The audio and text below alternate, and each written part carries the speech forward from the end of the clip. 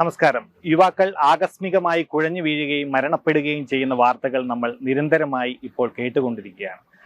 അടുത്തിടെ സെക്രട്ടേറിയറ്റിൽ ഓണാഘോഷ പരിപാടിക്കിടെ അവിടുത്തെ ഒരു സ്റ്റാഫ് കുഴഞ്ഞു വീഴുകയും അദ്ദേഹം മരണപ്പെട്ടതുമായിട്ടുള്ള സങ്കടകരമായ വാർത്ത നമ്മളെല്ലാവരും കണ്ടതാണ്. എന്തൊക്കെയാണ് നമുക്ക് ഈ ഒരു സന്ദർഭത്തിൽ ചെയ്യാനായി സാധിക്കുക? അതിനാണ് ബേസിക് ലൈഫ് സപ്പോർട്ട് അഥവാ കാർഡിയോപൾമണറി റെസിസിറ്റേഷൻ എന്ന് പറയുന്നത്. ആ രോഗി അബോധാവസ്ഥയിലാകുന്ന സീൻ സേഫ് ആണ് എങ്കിൽ ആ രോഗിയുടെ റെസ്പോൺസ് പരിശോധിക്കുകയും അത് ഷോൾഡറിൽ തട്ടി നല്ലോണം ഉച്ചത്തിൽ വിളിച്ചു നോക്കണം. ആ രോഗി റെസ്പോണ്ട് ചെയ്യുന്നില്ല എങ്കിൽ അദ്ദേഹത്തിന്റെ കഴുത്തിലെ കരോട്ടിഡ് പൾസ് നമ്മൾ 5 മുതൽ 10 സെക്കൻഡ് വരെ പരിശോധിക്കുകയും പൾസിന്റെ അഭാവത്തിൽ ആ രോഗിക്ക് CPR ചെയ്യാൻ തുടങ്ങുകയും ചെയ്യുവാണ്. നമുക്ക് അവൈലബിൾ ആക്കാൻ സാധിക്കുമെങ്കിൽ ഒരു ഓട്ടോമേറ്റഡ് എക്സ്റ്റേണൽ ഡീഫിബ്രിലേറ്ററിന്റെയോ മറ്റ് കൂടുതൽ കൈ സഹായമോ നമുക്ക് ഉപയോഗപ്പെടുത്താൻ സാധിക്കുന്നതുമാണ്. ഇങ്ങനെ CPR ചെയ്തു തുടങ്ങുമ്പോൾ 30 തവണ ചെസ്റ്റിൽ കംപ്രഷൻ കൊടുക്കുകയും, ചെസ്റ്റിൽ കംപ്രഷൻ എന്ന് പറയുമ്പോൾ വാരിയലുകൾ ചേർന്ന് വരുന്ന സ്റ്റേണത്തിന്റെ ലോവർ 1/3 30 തവണ കംപ്രഷൻ കൊടുക്കുകയും 2 തവണ കൃത്രിമ ശ്വാസോച്ഛ്വാസം കൊടുക്കുകയും ചെയ്യുകയാണ് വേണ്ടത്.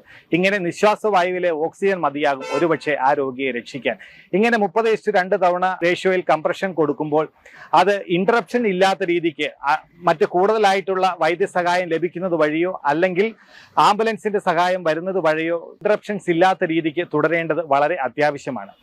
അപ്പോൾ പ്രധാനമായും നമ്മൾ എല്ലാവരും ഇതിനെപ്പറ്റി ബോധവാന്മാരായിരിക്കുക എന്നുള്ളതാണ് ഏറ്റവും വലിയ ഇമ്പോർട്ടൻ്റ് ആയിട്ടുള്ള കാര്യം.